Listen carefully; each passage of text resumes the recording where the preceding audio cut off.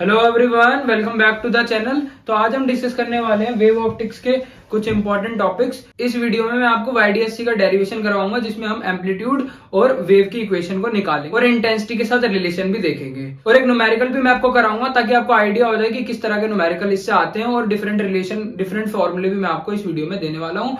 और important topics wave optics के इसमें हम डिस्कस करेंगे। और इसके अलावा मैंने आपको डिस्क्रिप्शन में नोट्स भी दे दिए हैं, तो वहां से जाके आप वो भी जरूर चेक कर लेना और उसी से आपको पढ़ना है, उसमें इंपॉर्टेंट टॉपिक्स भी मेंशन्ड है। सो वीडियो शुरुआत करने से पहले अगर आप हमारे चैनल पर नए हैं तो चैनल को जरूर सब्सक्राइब कर लेना। और मेरे खुद भी एग्जाम चल रहे हैं तो बहुत मुश्किल से मैनेज कर रहा हूँ ये वीडियो आपके लिए, तो लाइक तो जरूर बनता ही है और अपने फ्रेंड्स के साथ जरूर शेयर करना। तो चलिए शुरुआत करते हैं। YDSC में एक लाइट सोर्स होता है जिससे स्फेरिकल वेव फ्रंट्स निकल रहे हैं। ये वेव फ्रंट्स क्या होता है, डेफिनेशन आप पढ़ लेना, नोट्स के अंदर गिवन है।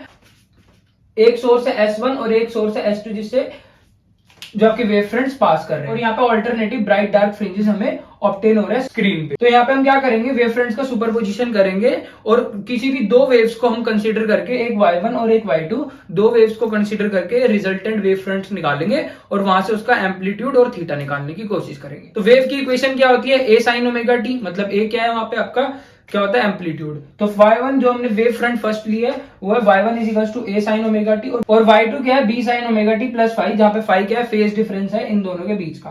तो अब रिजल्टेंट कैसे निकलता है, रिजल्टेंट हम दोनों को ऐड करके निकाल सकते हैं वेव्स का, Y1 प्लस Y2 करा तो A sin omega t plus B sin omega t plus phi ऐसे आ जाता है। उसके बाद sine omega t plus phi, मतलब sine A plus B. Sine A plus B का फॉर्मूला क्या होता है, sine A cos B plus cos A sine B. तो यहाँ पे ए क्या है ओमेगा टी और बी क्या है फाई। तो यहाँ पे हो जाएगा बी ऐसे का ऐसे, sine omega t cos phi, cos omega t sine phi. तो ये आपकी इक्वेशन आ गई। यहां से हम क्या करेंगे, साइन ओमेगा टी को कॉमन ले लेंगे, यहां से क्या बच जाएगा ए प्लस बी कॉस फाई। यहाँ पे आ जाता है साइन ओमेगा टी कॉमन आ गया, यहां से कुछ, यहां से ए बच गया और यहां से क्या बचा, बी कॉस फाई। तो ये आ गया ऐसे, और यहाँ पे B cos omega t sine phi ऐसे का ऐसे।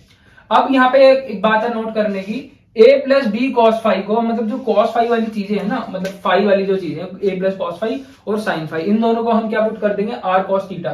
मतलब जिसके साथ कोस है उसको हम कॉस थीटा पुट कर देंगे, और जिसके साथ फाई है मतलब साइन है उसको हम आर साइन थीटा पुट कर देंगे।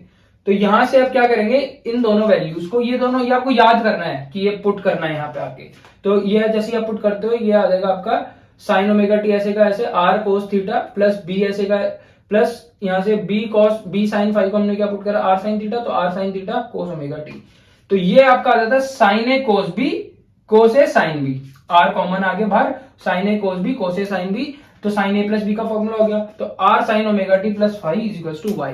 तो ये आपकी फाइनल जो वेव है उसकी इक्वेशन आ गई है। यहां से आपको क्या क्या नोन नहीं है, आर और ओमेगा, आर और थीटा आपको नोन नहीं है, तो ये दोनों हमको निकालने पड़ेंगे। ये कैसे निकालोगे, ये दो इक्वेशन आ चुकी है हमारे पास, ठीक है, हम यहां से फाइनल वेव की इक्वेशन तो निकाल ही चुके हैं। तो इन दोनों इक्वेशन को ऐड कर दो, स्क्वायर करके ऐड करना है। तो जैसे आप स्क्वायर करके ऐड करते हो, ए प्लस की तो बहुत आसान है, ए प्लस कॉस फाई का स्क्वायर करा आपने, और यहाँ पे किसका स्क्वायर किया, बी साइन फाई का स्क्वायर किया, वो विच इज इक्वल टू, इन दोनों को ऐड करके स्क्वायर, तो आर स्क्वायर बाहर आ जाएगा, cos square theta plus sine square theta, that is 1, सबको पता है, ठीक है, ये 1 आ गया। अब यहाँ पे आइडेंटिटी खोली, A plus B whole square की, A square plus B square plus 2ab, और यहाँ पे बी स्क्वायर साइन फाई यूं का यूं is equal to R square.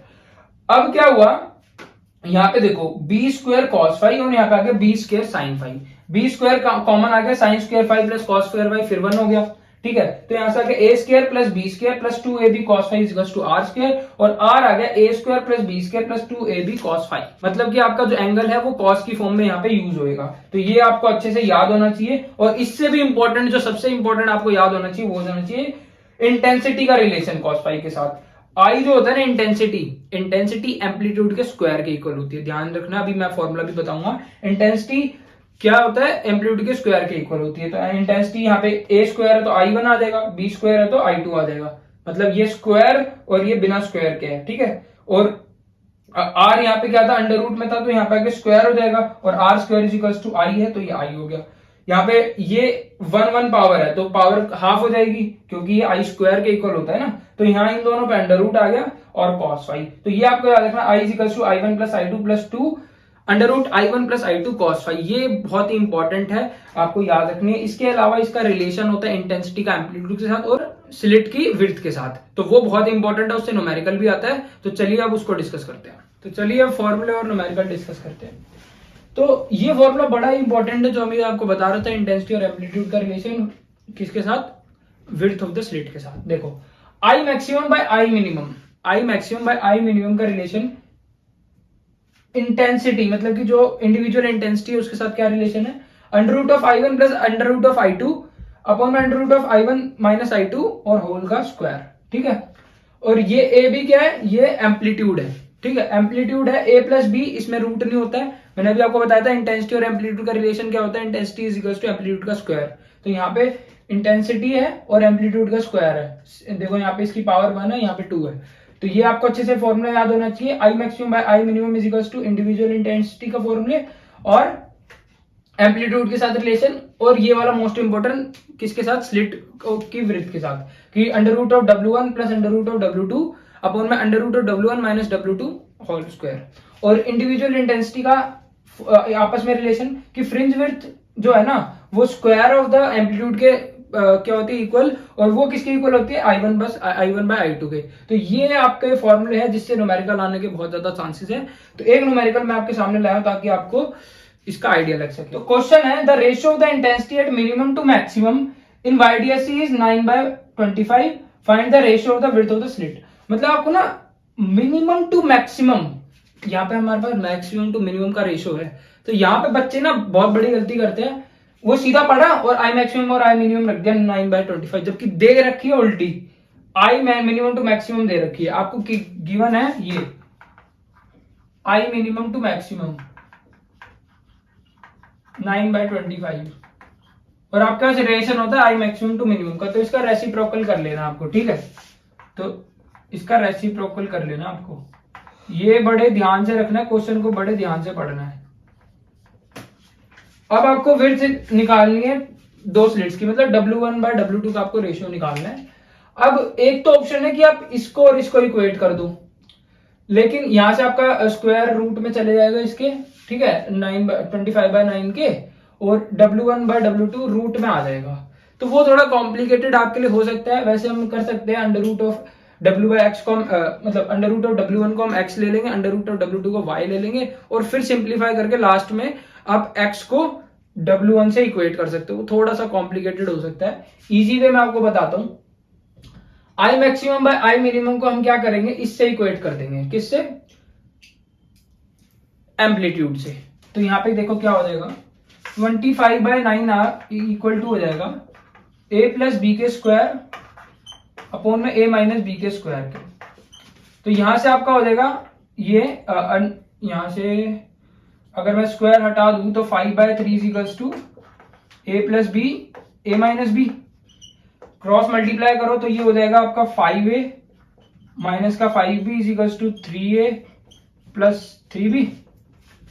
तो इसको इधर ले आते हैं हम 2a और उसको उधर भेज देते हैं, डेट इज 8b। तो ये कट जाएगा, तो a बाय b करेंगे तो ये हो जाएगा 4:1, मतलब 4/1। अब हमें a बाय b नहीं चाहिए, हमें तो चाहिए विड्थ का, मतलब W1 बाय W2। तो ये आसान है, क्या करोगे, W1 बाय W2 यहाँ पे इसको कर देते हैं, थोड़ा स्पेस की कमी हो रही है हमारे पास। तो हमें W1 बाय W2 निकालना है, हमारे पास a बाय b आ चुका है। तो a बाय b के स्क्वायर के इक्वल होता है, मतलब 4/1 के स्क्वायर के इक्वल। तो स्क्वायर कर दिया तो 8:1। तो W1 बाय W2 का रेशियो आ गया वो 8:1, जो कि आपका फाइनल आंसर होगा। तो आपसे इसकी जगह I1 और I2 का रेशियो पूछ सकते हैं, W1 बाय W2 का हमने निकाला ही है, a बाय b का रेशियो पूछ सकते हैं। तो डिफरेंट क्वेश्चन आपके इस रिलेशन से आ सकते हैं, इससे बाहर नहीं आएगा। सेंट्रल फ्रिंज के भी आपको क्वेश्चन अच्छे से कर लेने हैं। इसके अलावा एक तो ये डेरिवेशन जो YDSC की मैंने करी सुपरपोजिशन वाली, जिसमें आपको एम्पलीट्यूड और थीटा निकालना होता है। थीटा कैसे निकालोगे, देखो मैंने आपको एम्पलीट्यूड तो निकलवा दिया था, थीटा कैसे निकालोगे, उस r sin थीटा को r cos थीटा से डिवाइड कर दोगे, tan थीटा आ जाएगा और साइड वाले अपने आप डिवाइड हो जाएंगे। तो जो फॉर्मूला बनेगा tan थीटा, वो आपके नोट्स में भी गिवन है, आप अच्छे से उसको कर लेना। एक इंटेंसिटी वाला और फ्रिंज विड्थ की डेरिवेशन, डेट इज जो पार्ट डिफरेंस की होती है कि x is equals to lambda d/d, वो आपको अच्छे से कर लेनी है।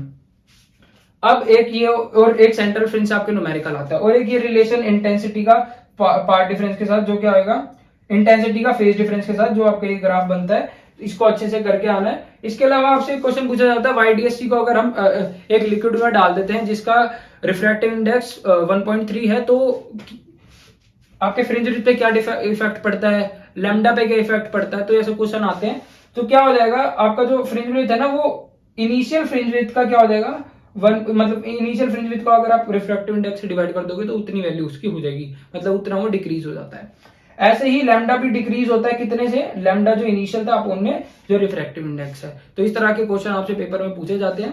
इसके अलावा सुन लो, मैंने नोट्स में नहीं गिवन दिया है कि क्या क्या इंपॉर्टेंट है, वो आपको इसी वीडियो में मैं बता रहा हूँ, और नोट्स के अंदर इंपॉर्टेंट मतलब मार्क्ड है, तो वहां से आपको आइडिया लग जाएगा। सबसे पहले वेव फ्रंट की डेफिनेशन, और तीनों plane wave front, spherical wave front और सिलेंड्रिकल वेव फ्रंट, तीनों के आपको डायग्राम आने चाहिए।